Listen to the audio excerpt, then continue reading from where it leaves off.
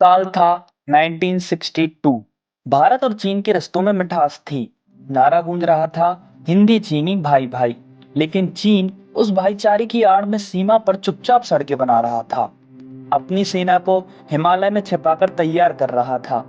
भारत को यकीन नहीं था कि चीन हमला करेगा, और यह एक सबसे बड़ी भूल थी। 20 अक्टूबर 1962 को चीन ने अचानक भारत पर हमला कर दिया। लद्दाख से लेकर अरुणाचल तक भारतीय पोस्ट पर गोलियां बरसाई गई। भारत के सैनिक बहादुर तो थे, लेकिन उनके पास ना तो ऊंचाई पर लड़ने की तैयारी थी और ना ही गर्म कपड़े या आधुनिक हथियार। कई जगहों पर जवानों के पास सिर्फ राइफलें थीं, जबकि चीन के पास मशीन गन और भारी तोपें।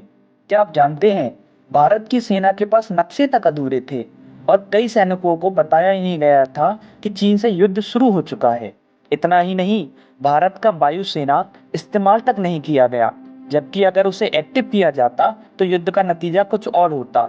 सिर्फ एक महीने में चीन ने भारत की 38,000 वर्ग किलोमीटर जमीन पर कब्जा कर लिया और फिर अचानक 21 नवंबर को एक तरफा युद्ध विराम का ऐलान कर दिया।